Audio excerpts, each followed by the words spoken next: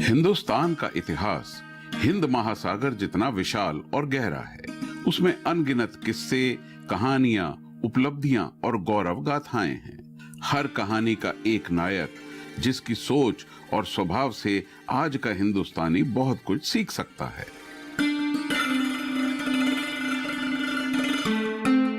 अब चाहे वह महात्मा गांधी का दृढ़ संकल्प हो, झांसी की रानी की बहादुरी या रामानुजम की अंकों की दक्षता, इस देश में धरोहर है ऐसे उदाहरणों की जो एक हिंदुस्तानी नागरिक की प्रेरणा बन सकते हैं। ये महान हस्तियां ऐसे रास्ते दिखा गए हैं जिन पर आज भी चलना गर्व की बात होगी।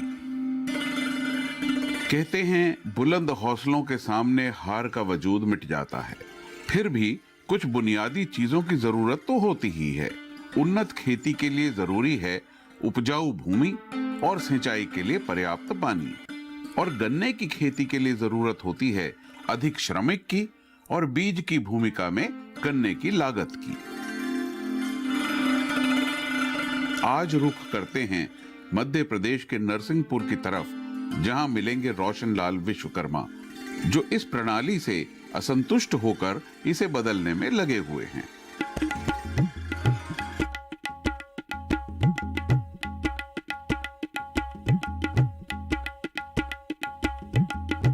हमारे पिताजी गेहूं है, चना है और गन्ने की खेती का भी सोच रहे थे। तो गन्ने की खेती का क्या है कि आपकी जो फसल होती है, मसूर है, चना है या गेहूं है, तो एक इसमें मौसम की मार होती है। ओला, पानी या तुषार पड़ जाता है तो ये ख़राब हो जाती है। और गन्ने की एक ऐसी सुरक्षित फसल है कि उसको किसी चीज़ का असर नहीं होता और आमदनी भी अच्छी होती है। तो गन्ने लगाने में सिस्टम क्या था, उस टाइम पे बीज महंगा था। अब आपको 1 एकड़ में यदि गन्ना लगाना है तो लगभग 35-40 कुंटल गन्ना लगाना पड़ता है। तो उसी टाइम पे मैंने सोचा कि इसका भी कोई ऐसा सिस्टम हो कि कम से कम लागत में गन्ना लग जाए। तो जैसे आपका आलू काट के लगाते हैं या हल्दी काट के लगाते हैं, तो मैंने पहले गन्ने के पूरा टुकड़ा काटा, उसको लगाया। फिर उसके बाद उसमें सोचा कि वो गन्ना बेकार हो जाता, तो इसका क्यों ना चिप लगा के देखें इसकी। तो एक छोटी सी मशीन तैयार की, उसमें हथौड़ी से चिप निकाली और उसको लगा दी। जब उसका जर्मिनेशन बहुत बढ़िया हुआ तो मुझे बहुत खुशी हुई कि इससे भी गन्ना हो जाएगा। फिर उसका 1 साल तक रिजल्ट देखा मैंने। जब वो गन्ना सही हो गया तो फिर उस मशीन को बनाने का प्लान किया। देश का हर गांव जहां कुछ मामलों में एक दूसरे से कुछ अलग होता है, वहीं दूसरी तरफ कई मामलों में एक समान भी होता है। खेती करते पुरुष और महिलाएं, कच्चे रास्तों पर खेलते बच्चे और अपने आंगन में बैठे बुजुर्ग, ये तो हर गांव में मिल जाएंगे। और ऐसा ही है कुछ नरसिंहपुर का मेख गांव, नवाचारी रोशनलाल का घर।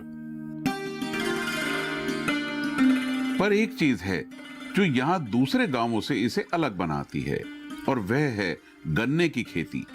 होती तो बहुत जगह है, पर यहां जैसी कम ही देखने को मिलेगी। रोशनलाल विश्वकर्मा के नवाचार द्वारा यहाँ गन्ने की खेती सस्ती भी है और कुछ अलग भी। जैसे हम लोगों को बताते थे कि भाई आप इतना बड़ा गन्ना ना लगाए, सिर्फ इस बट से पौधा तैयार करके लगा दे, तो वो बोलते थे आप तो वैज्ञानिक बन रहे हो, एक से एक वैज्ञानिक पढ़े हैं, उनने अभी तक ऐसा क्यों नहीं किया। भाई इतने से गन्ना कैसे हो जाएगा, जब इतने बड़े से उतना अच्छा नहीं होता। तो लोग नहीं सुनते थे। तो उस टाइम पे हम क्या करते थे, जैसे हमने जिस किसान को बताया और मशीन से 4-5 बार निकाल के उसको दे दी। भाई यदि आपको अनुभव करना है, फ़ायदे की चीज़ें, आप इनको कहीं भी लगा के देख लेना।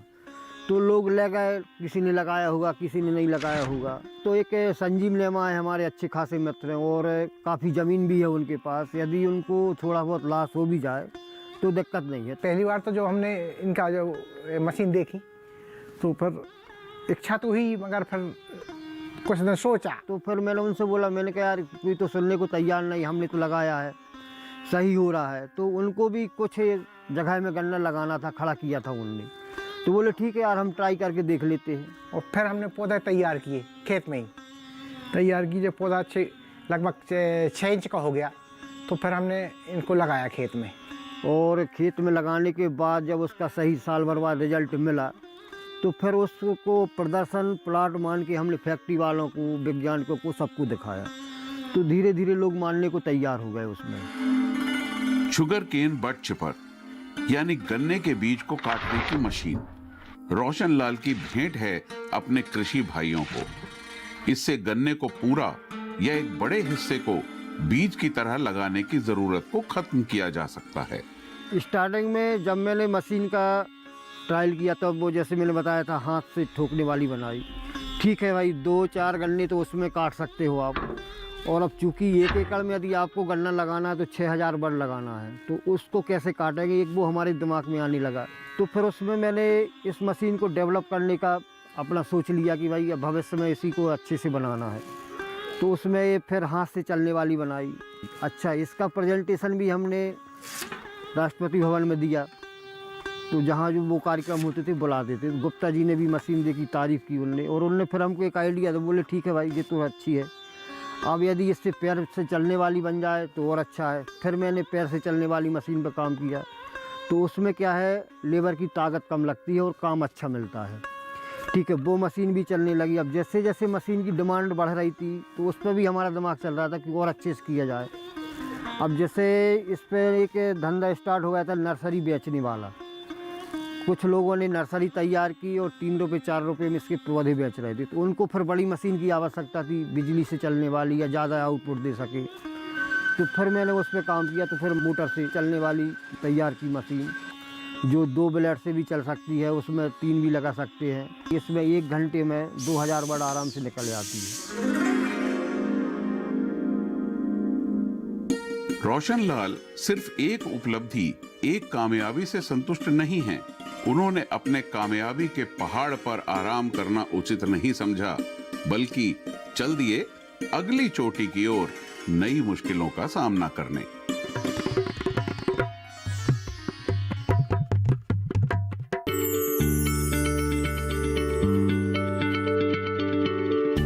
क्या आप किसी बीमारी से परेशान हैं? चाहते हैं डॉक्टर की सलाह? तो हम हैं आपके साथ, बताएंगे आपको जीने की राह। समस्याएं आपकी, समाधान देश के मशहूर विशेषज्ञों के। घर बैठे बात करें देश के जाने माने डॉक्टरों से। हमारे लाइव प्रोग्राम स्वस्थ किसान में हर शनिवार शाम 6 बजे से 7 बजे तक।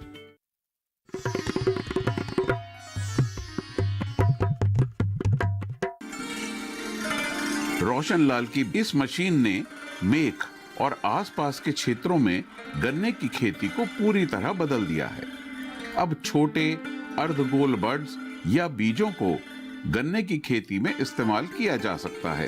पहले के बनस्पत करीबन 90% लागत की कटौती।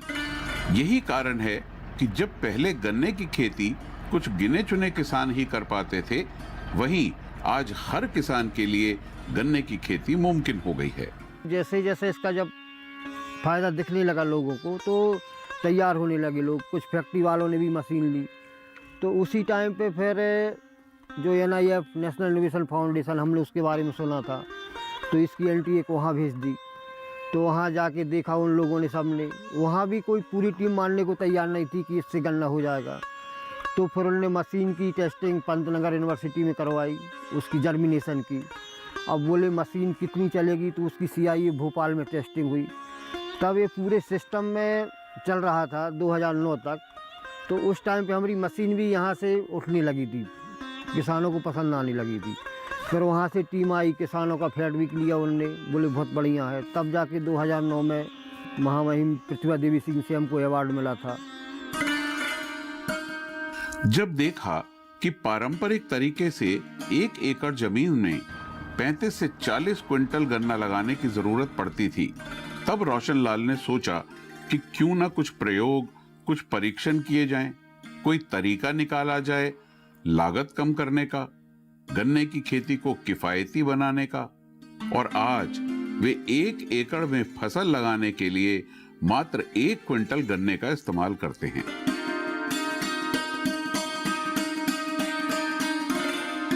गन्ना लगाने की बात करें तो 1 एकड़ पे आपका 35 से 40 क्विंटल, 40 क्विंटल मान लें आप एवरेज, जो आपका 12,000 रुपये का होगा। और यदि आप बड निकाल के इसकी नर्सरी तैयार कर लें तो 1 कुंटल में आपकी नर्सरी तैयार हो जाती है 6000 बीज की। तो आपका 1 कुंटल लगा 300 रुपये का।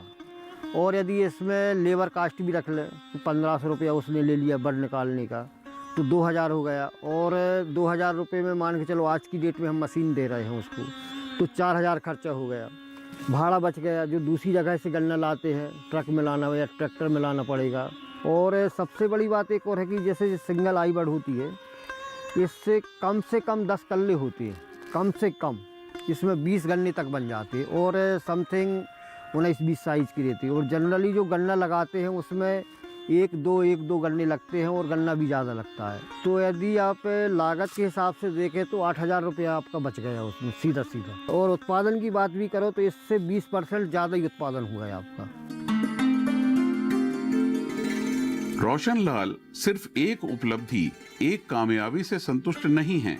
उन्होंने अपने कामयाबी के पहाड़ पर आराम करना उचित नहीं समझा, बल्कि चल दिए अगली चोटी की ओर नई मुश्किलों का सामना करने। इनका एक और नवाचार है गोबर से गमले और दिए बनाने की मशीन।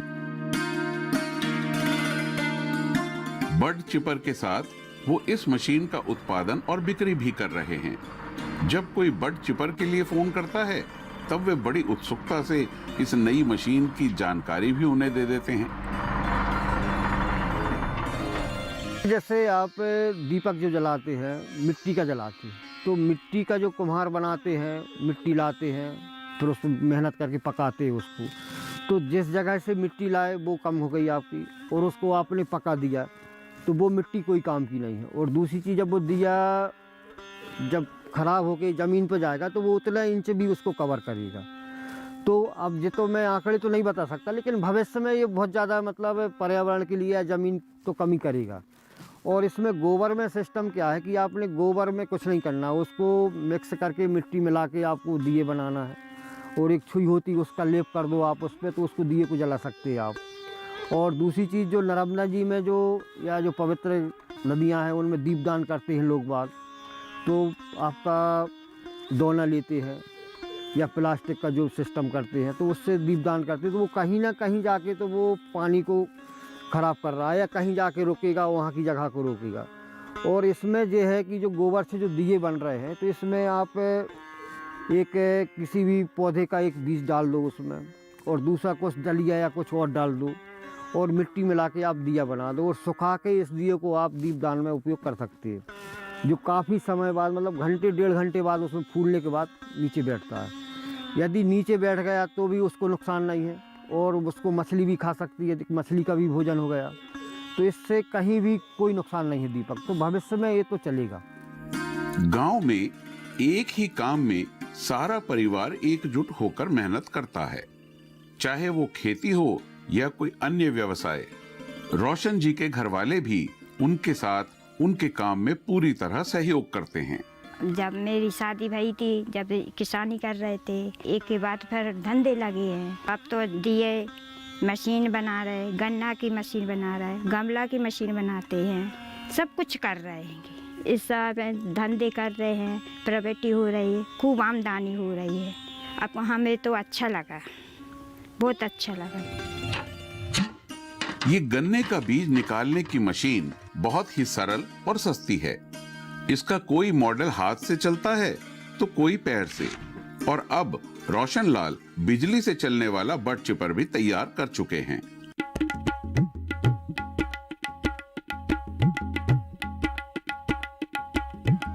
पहले हाथ द्वारा चलने वाली मशीन तैयार की, जिससे 200 बीज प्रति घंटा निकाले जा सकते थे।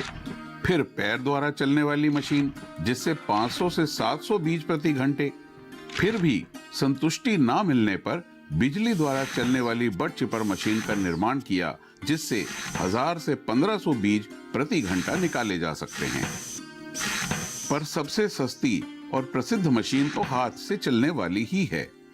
ऊपर से एक लीवर खींचा और सीधा एक अर्धगोल आकार के ब्लेड से अर्धगोल आकार की बड कट के आपके हाथ में आ गई।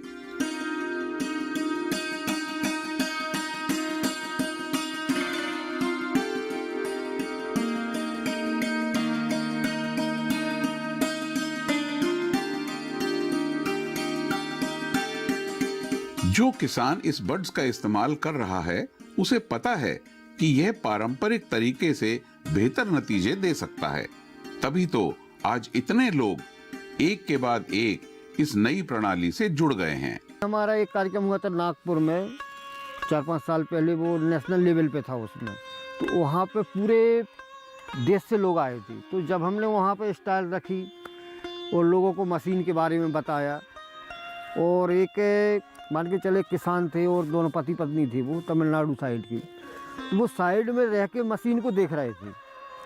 उसके बाद वे घूम फिर के आए, फिर आ जाए 2-3 बार आन की कीमत पूछी उनने, तो वहाँ हमने 1200 रुपये में बेची थी उसको। फिर वो मेरी नज़र पड़ी, मैंने कहा ये दादा 3-4 बार हो गए यहीं खड़ा मशीन को देख रहा। फिर हमने उनको बुलाया, हमने दादा यहाँ आओ, बात क्या बात है? बोले साहब ये मशीन बहुत काम की है और हमको चाहिए। कहाँ के हो? उन्होंने बताया, तो ले जाओ। हमने कहा तो बिक तो नहीं है, अभी रखी भी है। बोले साहब हमारे पास उतने पैसे नहीं हैं। तो हमने कहा ठीक है आप आओ साइड में। तो वहाँ जो हम लोगों को स्टॉल दिया था वहाँ बैठे, इनको छोड़ दिया बेचने के लिए। हम अब बताओ क्या है? बोले हमारे पास सिर्फ 700 रुपये हैं, आप हमको दे दो, हम पैसा बाद में भेज देंगे। हमने कहा चलो ये भी ठीक है। छोटे किसान थे और उनको बोले हमको इसकी बहुत ज़रूरत है। तो मैंने कहा दादा एक काम करो, आप एड्रेस दे दो, हम भिजवा देंगे। बोले भैया कब भिजवाओगे आप, इसकी तो हमको अभी ज़रूरत है और दोबारा हमको आने भी नहीं मिलेगा और ये मशीन भी नहीं मिलेगी। तो हमने कहा ठीक है ये आप ही के लिए है। ये तो उनसे 700 रुपये ले लिए, एक मशीन दे दी। अब हमने कहा आप जाओगे कैसे? बोले साहब सरकारी बस से आए हैं, चले जाएंगे, खाना पीना उन्हीं का है। हमने कहा आप ये 200 रुपये और रखो, आप 500 रुपया मशीन की लागत हो गई हमारी। वो इतने खुश हुए, बेटा ऐसा है वैसा है, मतलब आत्मा हमारी भी इतनी संतुष्ट हुई कि चलो भाई किसी एक को हमने इस टाइप से काम किया। तो हमको तो खुशी अभी भी है कि चलो भाई हमने एक ज़रूरतमंद आदमी को दी। जी एक बट का है जी। आप जो हमारे खेत की लाए थे भैया पहले काट के, उगते तो कम थे मगर गन्ना का लॉस होता था, गन्ना फालतू चला जाता था। ये फायदा हो गया और कम समय में बहुत जगह में लग जाता था। तो इसको काटो फिर बिछाओ, इसको तो पैकेट फाड़ो और लगा दिया अपन ने, बस। खुशी तो बहुत हुई सबको, पूरे गांव वालों को बहुत खुशी हुई। फिर तो बहुत लोग देखने आते थे, पहले तो सब हंसते थे वो कर रहा है। जब अच्छा हो गया तो फिर सब देखने आए, फिर उन्हें 1 साल देखे कि अगली साल नहीं हो गया, अगली साल फिर और कल्ले हुए, फिर आदमी को विश्वास हो गया, फिर बहुत से लोग देखने आए थे। रोशन भाई भी खाने ले जाते थे। अपनी लगन नहीं छोड़ना चाहिए, लगन और मेहनत बिल्कुल अपनी धुन में चलते चलो, सफलता मिलती रही है। अगर आप भी कुछ नया करने की सोच रहे हैं पर अपने नवाचार को पंख देने से कतरा रहे हैं, तो रोशन लाल से बेहतर संदेश सलाह आखिर कौन दे सकता है, जो उस राह पर सालों तक चले हैं जिस पर आपने अभी अपना पहला ही कदम रखा है।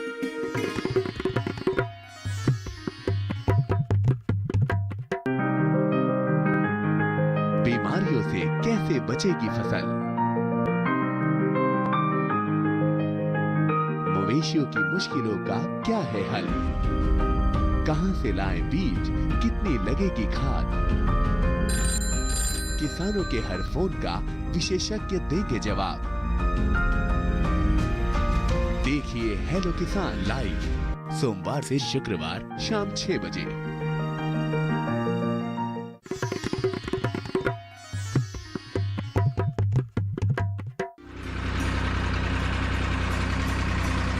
रोशन लाल की आम जिंदगी खेत, घर बार, दोस्त रिश्तेदार सबसे बाहर निकल के पुरस्कार, सम्मान, राष्ट्रपति भवन तक जा पहुंचे और साथ ही बदली उनकी पत्नी की जिंदगी, जिन्होंने कभी हवाई जहाज में बैठने का सपना तक नहीं देखा था, पर पति के साथ दिल्ली गई हवाई यात्रा से डरते डरते, आंख मीचकर, पर उनकी उड़ान में साथ चलते चलते। बहुत खुशी भाई हमको, घूमने खूब घूमे, हमने दिल्ली घूमे हैं। डर लगता हमको, खूब डर लगता। हमने आंखें मूंद ली थी आंखें मूंद ली थी, 1 घंटा लिए फिर खोल ली। जब जो अवार्ड मिला तो पिताजी को, माताजी को, सबको बहुत खुशी हुई कि चलो भाई कुछ तो हुआ है इसमें। और दूसरी चीज़, जो लोग बोल रहे थे कि भाई ये कुछ नहीं कर रहा है, आज वो लोग मिलने को वो होते हैं कि चलो भाई इनसे बैठ के अपन कुछ देर बातचीत कर लें। और यदि उनके यहाँ जाते हैं तो बाकायदा इज्जत भी बहुत अच्छी देते हैं। रिश्तेदारों में भी मान सम्मान है। पहले रिश्तेदार भी बोलते थे भाई कुछ करो यार, लड़के बच्चे हो गए अब क्या करोगे। हम जैसे किसानी काम करते, फिर बाद में जे कहीं हम जो करें धंधो तो वेल्डिंग मशीन ले लें और जो काम शुरू कर दो। एक के बाद में ये बाद में दिल्ली से जब से जो इनको काम बढ़ता ही जा रहा हो। नहीं, वहाँ पे मम्मी पापा को नहीं ले गए थे, हम गए थे और हमारे साथ एक मित्र हैं, इंजीनियर हैं, वो अभियांत्रिकी विभाग के, उनने हमको इसके प्रचार प्रसार में काफ़ी सपोर्ट किया था। कभी अधिकारियों से फोन पर बात करते भी डरते थे रोशनलाल, और आज बड़े बड़े अफसर, पत्रकार, खरीदारों के सामने भी आत्मविश्वास के साथ अपनी बात रखने में सक्षम हैं। अब एक्चुअल में उस टाइम की बात करूँ तो फ़ोन मोबाइल था नहीं, यहाँ वहाँ जाके फ़ोन करते थे, और मोबाइल भी ले लिया तो मेरा तो ये था कि भाई गांव में रहा हुआ, मेरे को फ़ोन करने में भी दिक्कत थी किसी से। यदि किसी अधिकारी से बात कराना है तो मैं किसी भी अधिकारी को पटा के बोलता साहब इनसे बात कर लो। मैं पहले एक इसमें था गांव में, भाई यहीं का था। उसके बाद थोड़ी बहुत हफ्ते में या महीने में 1-2 बार नरसिंहपुर आना जाना होता था। लेकिन ये मशीन की वजह से लगातार मेरा, जैसे ही मैं राष्ट्रपति भवन पहुंचा तो भाई यदि राष्ट्रपति से मिल लिया तो फिर अब किसी से क्या डरना हमको। तो एक मन में वो आ गया आत्मविश्वास, हम किसी से भी बात कर सकते हैं जो सही है। तो जो चलना फिरना हुआ वहाँ का रहन सहन, वातावरण, और जो कई देशों के लोग आते हैं, विदेशों के आते हैं, तो वो एक बहुत बड़ा वो चेंजेस आ गया। फिर यहाँ हमने उतना ध्यान नहीं, जो हमको करना है वो हम कर रहे हैं। आदमी सीखना कब बंद करता है? विद्यालय खत्म होने पर, कॉलेज खत्म होने पर, या बचपन खत्म होने पर? सच तो ये है कि एक संपूर्ण जीवन वही है जो सदा सीखता रहे जिंदगी से, औरों से, और ऐसे ही सीखते रहे रोशन विश्वकर्मा, जो आज भी याद करते हैं अपने नवाचारी मित्रों को, जिनके साथ वे आगे बढ़े और बहुत कुछ सीखे भी। जब शुरुआत हमको राष्ट्रपति भवन बुलाया था तो मेरा परिवार पूरा बहुत खुश था कि भाई इतनी छोटी जगह से हम वहाँ जा रहे हैं, अवार्ड मिले ना मिले, हम उससे नहीं, राष्ट्रपति भवन घूमने को मिल रहा है, सबसे बड़ी बात। तो वहाँ जाके नए नए लोगों से मिले, धर्मवीर जी हुए, आपके सुभाष ओला जी हुए, 3-4 बार गया मैं राष्ट्रपति भवन। एक्चुअली जो मेरे साइड में ही एक स्टॉल थी जिनकी, वो थे रोशनलाल विश्वकर्मा। तो उनका एक इनोवेशन था बर्ड प्लांटर मशीन। एक्चुअली उन्होंने एक प्रोटोटाइप जैसे बनाया था वैसे के वैसे लेके आ गए थे वो। उन्होंने कुछ ऐसा वेल फर्निश वगैरह नहीं किया था उसको, मशीन को। तो वो एग्जीबिशन के दौरान NIF ने ये नोटिस किया कि भाई इंद्रजीत की जो मशीन है वो बहुत अच्छे से मॉडलाइज है, रेडी प्रोडक्ट है, रेडी टू मार्केट के लिए रेडी है वो। तो ऐसा इसको मॉडलाइज करने के लिए उन्होंने मुझे प्रवृत्त किया और कहा कि भाई आप एक काम करें, इस मशीन को मॉडलाइज करें, इसके लिए जो भी फंडिंग होगा NIF आपको देगा। तो NIF से मैंने वो पूरा एग्रीमेंट करके उस मशीन की टेक्नोलॉजी को डिस्टर्ब न करते हुए वो मेरी ही दुकान के अंदर मैंने विश्वकर्मा जी को यहाँ पे बुला के उसको मॉडलाइज करके दिया था। क्या आज का नौजवान सिर्फ सरकारी नौकरी को ही सबसे बड़ी चुनौती मानता है, या कुछ हटके कुछ अलग करने की इच्छा रखता है? क्या सोचना है रोशनलाल के बेटे का इस संदर्भ में? जी, हमारे पिताजी ने इनोवेशन 2001 में बट चपर का किया था, शुगर केन बट चपर का, हथौड़ी से चलने वाले का, जिसका भी मार्केट बहुत अच्छा है, जो कि अभी नए वर्जन में है और 3-4 प्रकार की अभी मशीनें हैं। इनोवेशन करने के लिए उत्सुक हैं और इसके साथ में पापा जी के साथ में लगे रहते हैं, तो उनके साथ में वर्किंग टाइम करते रहते हैं। ITI चल रही है हमारी रनिंग में भी। हाँ, उससे भी मदद मिलती है इलेक्ट्रीशियन में, जो मोटर वगैरह का काम होता है तो वो भी कर लेती है उसमें रूटीन यही रहता है कि सुबह जल्दी उठ के पिताजी के साथ में करवाते हैं, जैसा कि नई नई चीज़ों को देखने मिलता है और सीखने के लिए मिलता है और प्रैक्टिकली बहुत कुछ मिलता है। आगे यही सोचा है हमने कि हमारे जो प्रोडक्ट है अब उसी को आगे लेके जाएंगे और जो भी नया इनोवेशन करेंगे उनको सपोर्ट करना है। नहीं, नौकरी का कुछ नहीं है, ऐसा इसलिए क्योंकि नौकरी हम करेंगे तो फिर रोज़गार कौन देगा। हमारे पिताजी थे तो पिताजी के मित्र हैं। मैंने 12वीं पास की, इसके बाद BTech में एडमिशन लिया है जबलपुर में। इसके साथ साथ लारी भी चढ़ता हूँ। पापा जी ने लेद मशीन चलाना भी सिखाया है। जो BTech करने में हमने इलेक्ट्रिकल इंजीनियरिंग कर रहे हैं, मतलब तो वहाँ पे लेद मशीन चलाना पड़ता है। एक प्रकार से सर यहाँ भी लेद मशीन चलाना सीख रहे हैं, वही वहाँ हम तो बताते हैं। वहाँ पे सिर्फ पढ़ना बताते हैं, यहाँ पे मान लो सामने हो रहा है। नहीं, करने का तो बहुत कुछ है सपना, करना चाहते हैं, ट्राई करें जो अच्छा लगता है सर। क्या नई नई मशीनें हैं तो उनमें काम करने को मिलता है, कुछ नया सीखने को भी मिलता है। अगर आप भी कुछ नया करने की सोच रहे हैं पर अपने नवाचार को पंख देने से कतरा रहे हैं तो रोशन लाल से बेहतर संदेश सलाह आखिर कौन दे सकता है, जो उस राह पर सालों तक चले हैं जिस पर आपने अभी अपना पहला ही कदम रखा है। मैं एक चीज़ कहना चाहूँगा कि भाई जैसे जो हमारे दिमाग में है वो हमको करना चाहिए और उस पर थोड़ा सा विचार करें कि जी हमारे लिए अच्छा है, पर्यावरण के लिए अच्छा है या दूसरों के लिए अच्छा है। इन 2-3 चीज़ों पर विचार करके काम करें। अब दूसरे कहने वाले जो कुछ नहीं कर रहे हैं और जिनने कुछ किया नहीं है वो तो आपको मुफ्त में सलाह, क्यों परेशान हो रहे हो, इतने में ऐसा कमा लेते, इतने में वैसा कमा लेते, और ना वो कुछ करते हैं ना करने देते। तो उस पर यदि हम अपने उस पर करें तो घाटा होगा तो हमको होगा, फायदा होगा तो हमको होगा। ये किस्सा था मेख गांव का और इसके नायक थे रोशन लाल विश्वकर्मा, जो इतिहास के पन्नों में सदा के लिए अपनी जगह बना चुके हैं। अगले हफ्ते एक और किस्सा, एक और नायक, एक और पक्के इरादे वाले से मिलेंगे इन्हीं कच्चे रास्तों पर।